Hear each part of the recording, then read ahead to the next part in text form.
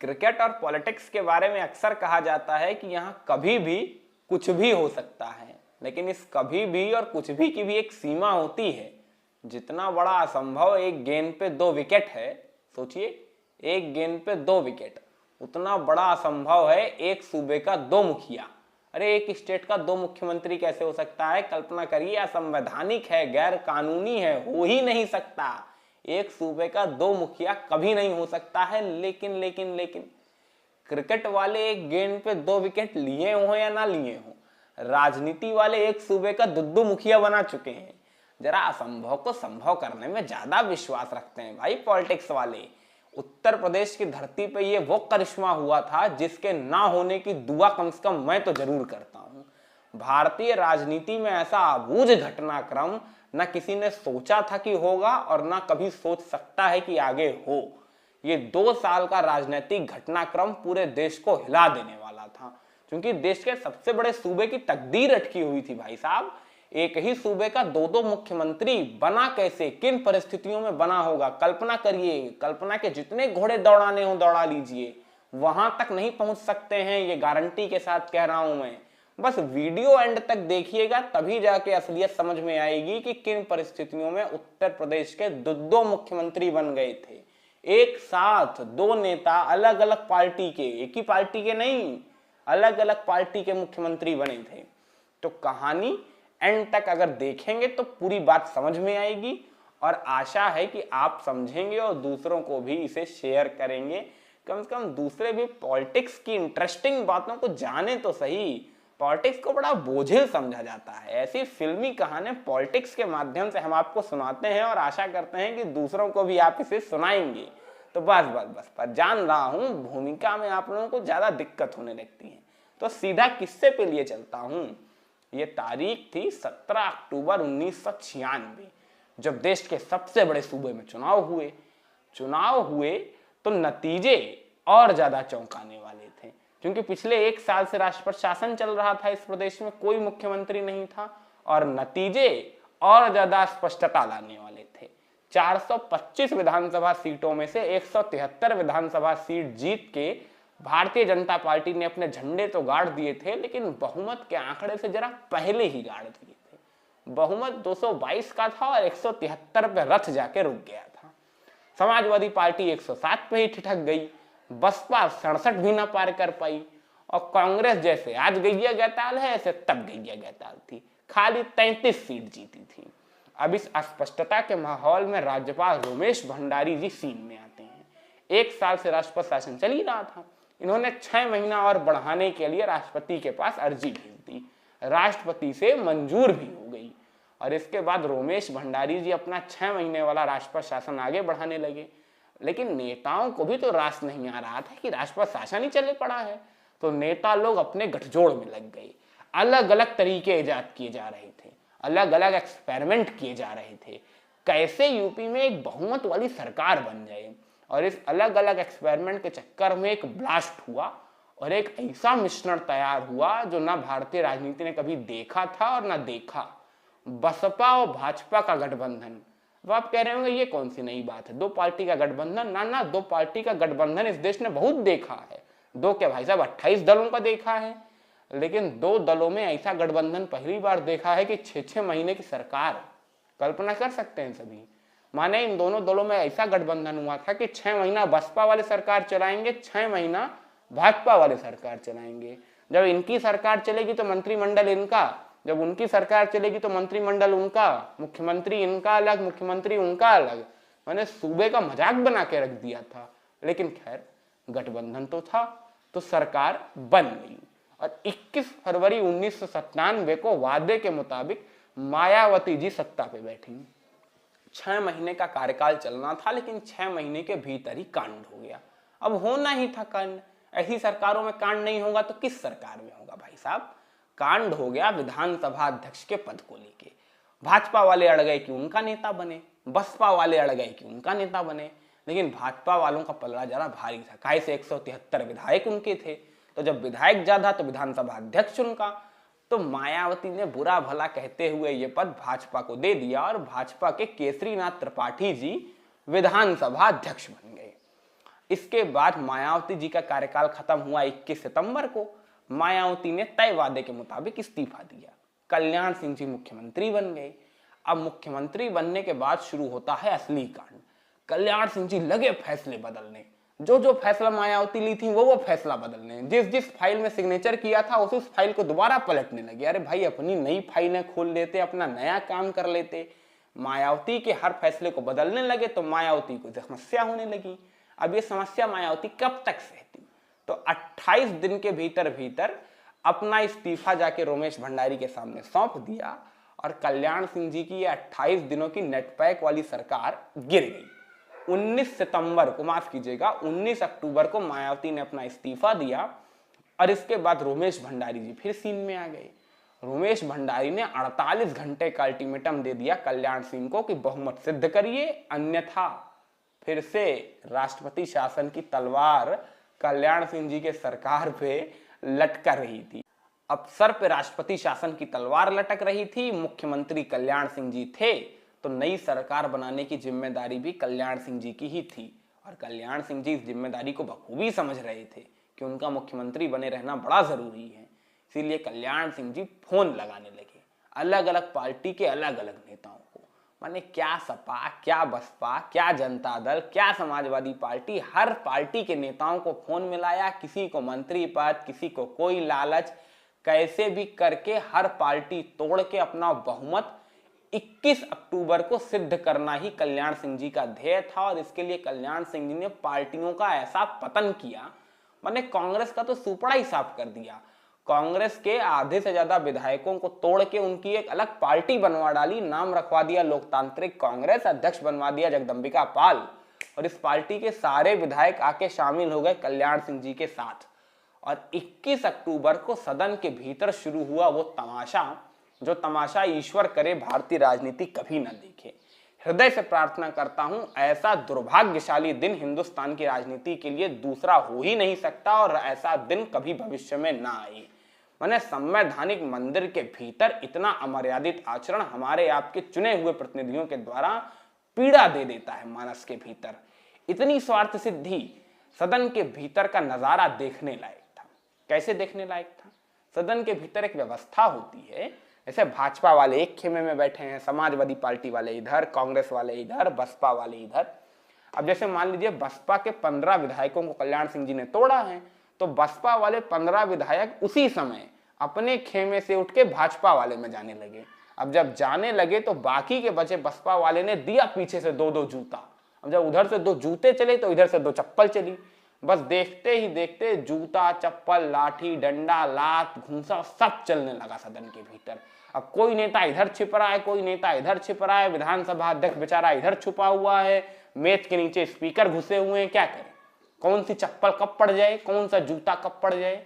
ऐसा दुर्भाग्यशाली दिन इस देश की राजनीति ने कभी नहीं देखा था।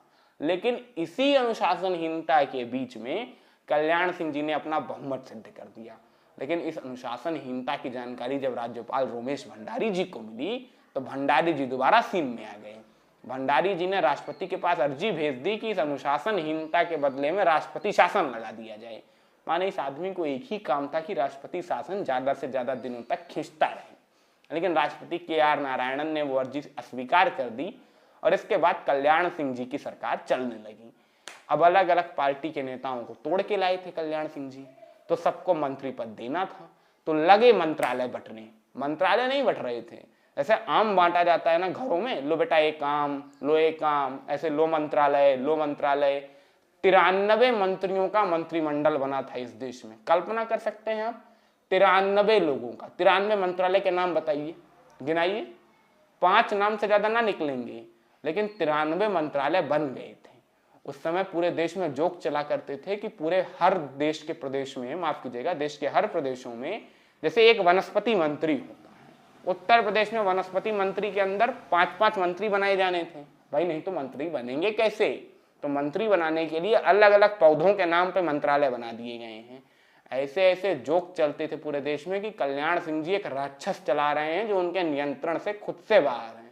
और सच में यही था, जो मशीन कल्याण सिंह जी ने बनाई थी 93 मंत्रियों की, वो उनके काबू से बाहर हो चुकी थी। कौन सा मंत्री अपने मंत्रालय में क्या काम कर रहा है कल्याण सिंह जी को नहीं पता होता था। और ऊपर से इनके विवादित फैसले अलग से, ऐसे ऐसे विवादित फैसले कि हमारा आपका तो बचपन छीन लेते अगर लागू हो जाते वो फैसले। हमारे आपके बचपन की एक बड़ी सुमधुर याद है, जब क्लास में टीचर आता था, अटेंडेंस बोलता था, मान लीजिए रोल नंबर 41, जैसे बोलेगा रोल नंबर 41 हम लोग यहाँ से यस सर करते थे ना। अगर कल्याण सिंह जी का फैसला लागू हो जाता तो ना करते। क्या करते? टीचर आता, बोलता रोल नंबर 41, हम लोग करते वंदे मातरम। कैसा लगा? अच्छा लगा। सोचिए, रोल नंबर 41 वंदे मातरम, अच्छा लग रहा है। लेकिन अगर ये फैसला लागू हो जाता तो करते हम लोग यही। हर दिन की शुरुआत भारत माता की जय से होगी, 90 दिन के भीतर उत्तराखंड बना देंगे। माने ऐसे अभूतपूर्व फैसले लिए जा रहे थे कि विधायक अपनी विधानसभा में जाके क्या मुंह दिखाए, इसके काबिल वो बच नहीं रहा था। धीरे धीरे यही अनियंत्रित मशीन 6 महीने तक चली ही थी कि एक और ऐतिहासिक तारीख आ गई। ये तारीख बड़ी ऐतिहासिक है, ध्यान से सुनिएगा। 21 फरवरी 1998 की तारीख। 3 पत्रकार वार्ताएं हो रही थी उत्तर प्रदेश में एक साथ। कल्याण सिंह जी गोरखपुर में कर रहे थे, राजनाथ सिंह जी लखनऊ में कर रहे थे, और मायावती भी लखनऊ में कर रही थी। गोरखपुर में कल्याण सिंह जी भारतीय जनता पार्टी की उत्तर प्रदेश में अभूतपूर्व लोकसभा सीटें जीतने की भविष्यवाणी कर रहे थे।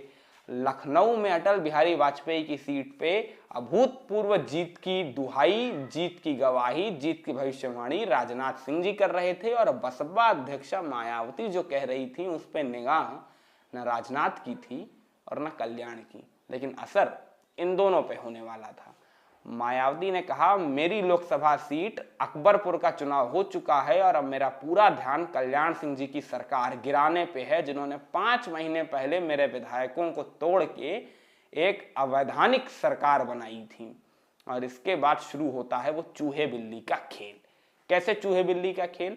मायावती 2 घंटे के भीतर भीतर लगातार मंत्रियों के लश्कर निकालते हुए राजभवन के भीतर अपनी गाड़ी से पहुंचती हैं और इसके बाद विधायकों को दिखाते हुए वहां पे जगदंबिका पाल को मुख्यमंत्री पद के चेहरे के तौर पे राज्यपाल के सामने प्रस्तुत करती हैं और कहती हैं, ये देखिए सारे विधायक, ये रहा बहुमत और ये रहा मुख्यमंत्री, बनवाइए सरकार। अब रोमेश भंडारी हक्के बक्के, अचानक से ये नई सरकार कहां से आ गई? लेकिन सरकार आ चुकी थी। अभी आपने एक नाम सुना ना, जगदंबिका पाल। ये कांग्रेस के वही नेता हैं जो अब तक ट्रांसपोर्ट मिनिस्टर के पद पे तैनात थे कल्याण सिंह जी की सरकार में, लेकिन अब पाला बदल के मायावती के साथ खड़े हो चुके थे। क्यों? क्योंकि सामने मुख्यमंत्री का पद था। और इधर जब ये खबर मिली कल्याण सिंह जी के पास गोरखपुर में कि लखनऊ में ये कांड हो गया है, तो कल्याण सिंह जी अपने हवाई जहाज से भगे सीधा लखनऊ के हवाई अड्डे पहुंचे, गाड़ी में बैठे सीधा राजभवन, और राजभवन जाके राज्यपाल के पास दुहाई देने लगे, नाना जनाब ऐसा नहीं हो सकता है, राजभवन के भीतर नई सरकार नहीं बन सकती है। वो सुप्रीम कोर्ट वाले बोमई निर्णय की गवाही देने लगे कि अरे सुप्रीम कोर्ट ने उस निर्णय में कहा था कि बहुमत हमेशा सदन के भीतर ही मान्य होता है, सदन के बाहर अगर कहीं बहुमत सिद्ध होता है तो नहीं मान्य होता है। लेकिन राज्यपाल रोमेश भंडारी किसी अलग ही मूड में थे। उसी रात 10:10 पे जगदंबिका पाल की ताजपोशी कर दी गई राजभवन के भीतर। रात के 10:10 पे 10 मिनट के भीतर पूरी सेरेमनी हो गई और जगदंबिका पाल के साथ हरिशंकर तिवारी, नरेश अग्रवाल, बच्चा पाठक जैसे मंत्रियों को मंत्रिमंडल में शामिल किया गया। और जब सुबह उत्तर प्रदेश के लोग आंख मींजते हुए उठे ना, तो सूबे का निजाम बदल चुका था। माने जब सोए थे तो कल्याण सिंह जी सीएम थे और जब सो के उठे हैं तो जगदंबिका पाल सीएम हैं। ये अद्भुत खेल चल रहा था, लेकिन चल रहा था। अभी खेल खत्म नहीं हुआ ना, अभी तो एक ही मुख्यमंत्री है ना, जगदंबिका पाल। अभी देखेगा खेल कैसे कैसे आगे बढ़ता है। अगले दिन सुबह अटल बिहारी वाजपेयी अपनी लोकसभा सीट लखनऊ में आए, जहां पे उनका मुकाबला मशहूर फिल्म निर्देशक मुजफ्फर अली के साथ हो रहा था। वाजपेयी ने वोट डाला और वोट डालने के बाद अपने गेस्ट हाउस में ही राज्यपाल रोमेश भंडारी के खिलाफ धरने पे बैठ गए कि रोमेश भंडारी ने अवैध तरीके से एक सरकार बनवा दी है। इधर कल्याण सिंह जी सचिवालय पहुंचे सुबह 10 बजे। उन्हें लगा भाई अभी भी वो मुख्यमंत्री हैं, क्योंकि वो ये मानने को तैयार नहीं थे कि अब वो एक बर्खास्त मुख्यमंत्री हैं। लेकिन जगदंबिका पाल जी उनसे ज्यादा तेज थे, पहले ही मुख्यमंत्री के आसन पर विराजमान हो चुके थे। कल्याण सिंह जी ने ऑफिस का दरवाजा खोला तो देखा सामने जगदंबिका पाल बैठे हैं। अब करें क्या, क्योंकि संवैधानिक ताकत तो जगदम्बिका पाल के पास ही थी। बड़ा मन मसोस के कल्याण सिंह ने सचिवालय छोड़ा, लेकिन कल्याण कैंप ने अभी हार नहीं मानी थी। उनके पास विकल्प था रोमेश भंडारी के इस फैसले के खिलाफ उच्च न्यायालय की शरण में जाने का। सो शरण में गए। न्याय सबको चाहिए होता है। इधर वाजपेयी आमरण अनशन पे बैठे थे। 24 घंटे के भीतर भीतर इलाहाबाद उच्च न्यायालय की पीठ ने फैसला सुनाया कि रोमेश भंडारी की यह सरकार अवैध है और कल्याण सिंह की सरकार को बहाल किया जाता है। अटल बिहारी वाजपेयी ने अपना अनशन तोड़ा, लेकिन कल्याण सिंह जी मुख्यमंत्री नहीं बने। जानते हैं क्यों? क्योंकि टेक्निकल पेंच फंस चुका था। जगदम्बिका पाल के पास यह अधिकार था कि वो हाईकोर्ट के इस फैसले के खिलाफ सुप्रीम कोर्ट जा सकते हैं, लेकिन कल्याण सिंह के पास ये अधिकार नहीं था कि वो राज्यपाल के फैसले के खिलाफ कहीं जा सकते हैं।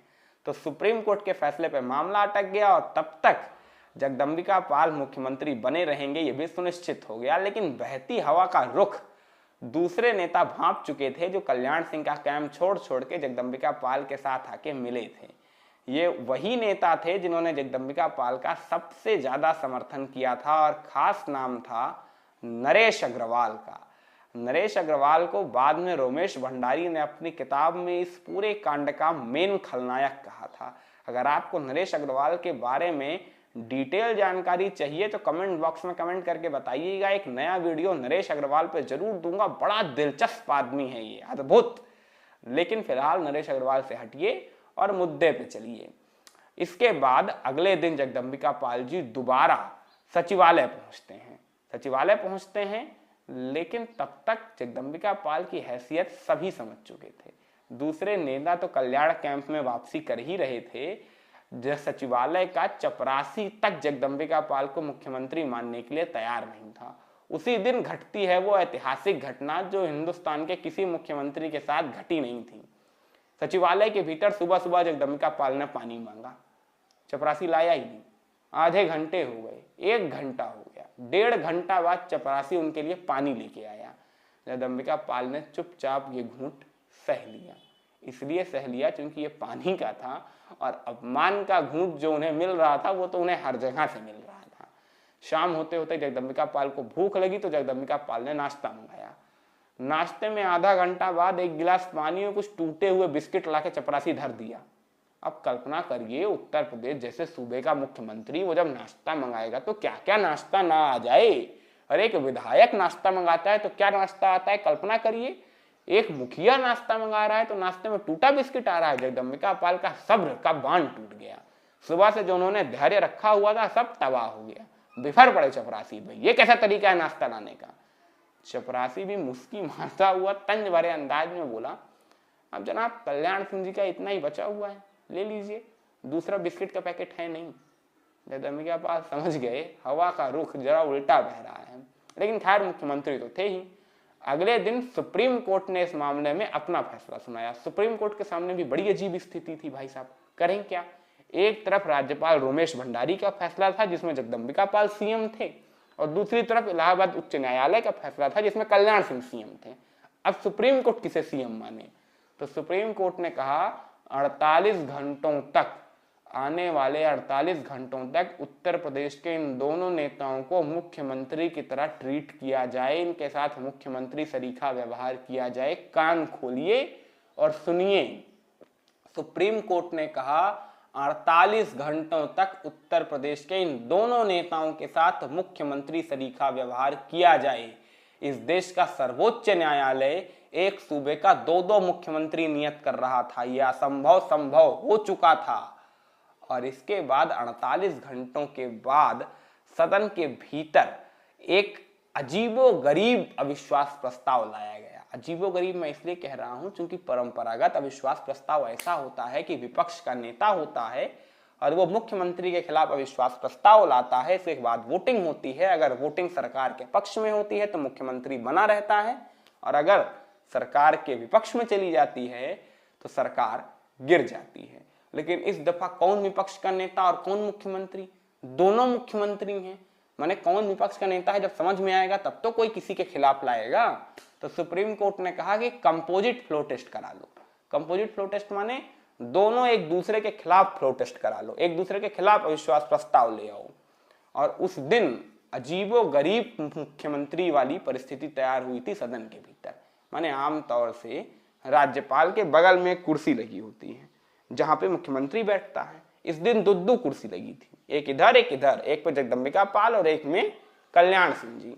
और 16 कैमरों की निगरानी के भीतर फ्लोर टेस्ट कराया गया। एकदम शांतिपूर्वक हुआ। 225 विधायकों का समर्थन कल्याण सिंह जी को मिला और 196 विधायकों का समर्थन जगदम्बिका पाल जी को मिला। लेकिन 12 बसपा विधायकों का समर्थन कल्याण सिंह की सरकार से काट दिया गया, लेकिन फिर भी टैली 213 पे ठहर गई, जो बहुमत तो नहीं था लेकिन जगदम्बिका पाल वाले आंकड़े से ज्यादा था।